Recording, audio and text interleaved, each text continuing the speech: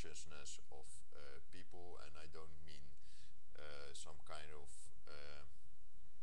fuzzy new age kind of shared consciousness, but basically the information in your mind that is shared by everybody. For instance, when we all hear the same song on the radio, at that moment everybody has the same information, basically the song in their mind. But after it's in the minds of people, and you turn off the radio and they start singing, the song quickly mutates, basically immediately. And of all the thousands of people that would be singing at the moment, only a handful successfully manage to maintain the meme, and maybe 2 people with cameras are around, they record the event, and the meme has replicated. So it's bordering on the question of human consciousness, but it involves how these sets of information move around. Now these sets of information can meet up and join. So you can have, for instance, people on YouTube taking 2 videos and slicing them together in a funny way. So you get, for instance, Yoda speaking to President Bush. I'm just saying. So now you have one meme, the President Bush speech, joined up with one other meme, the Star Wars cutout, and together they could form a viral video, and in that case it would be a new successful meme. Now memes can join up in such a way that they start to have meaning to people. For instance, memes can join up in such a way that they encourage people to, for instance, protect some kind of endangered species. So you put together some emotional music. You have, for instance, a orangutan looking into the camera, which basically that's the animals just basically look sad. They hardly have. Sometimes you see them smile, but generally, to our perspective, the normal expression for a orangutan would be a sad expression to humans. So if you put the 2 together, the emotional music, the sad orangutan, and then you say something like there are only a handful left, and you show a number, everybody knows, please donate some money to this number.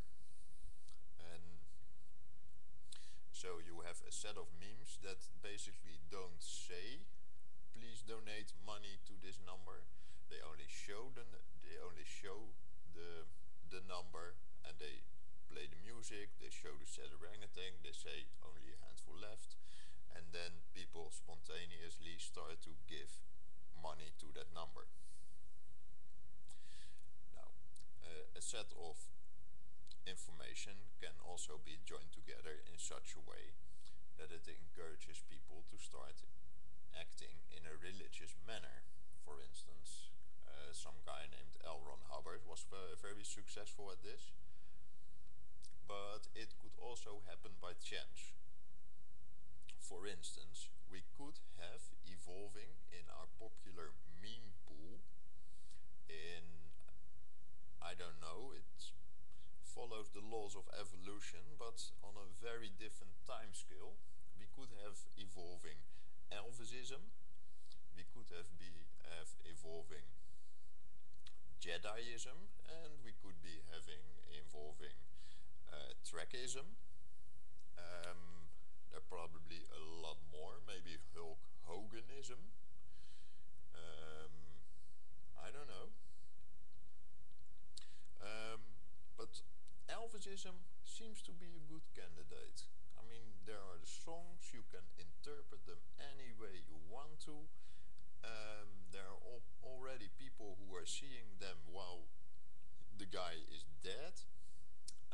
There are already myths starting to appear, and hardly anybody seems to be able to say something about him marrying quite a young girl.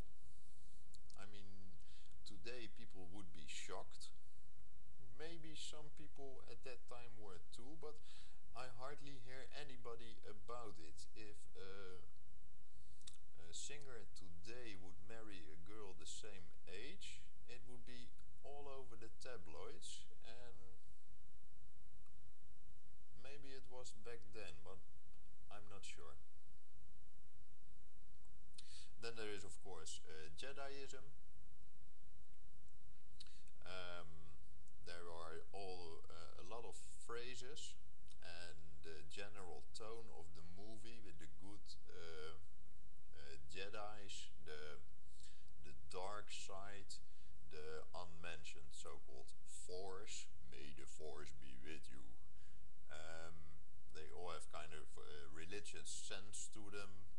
The cloaks are very appropriate, and people really enjoy doing the dress-up thing.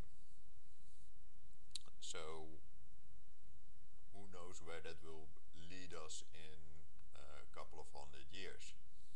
Then there is, of course, Trekism, and this one has the potential to be quite dangerous because, of course, they inevitably will split up into the Federation and the Klingons, and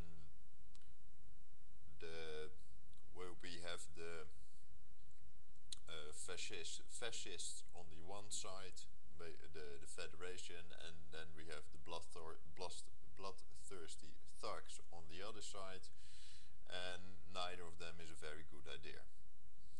And again, people already very much enjoy the dressing up thing. People really enjoy things like the Prime Directive.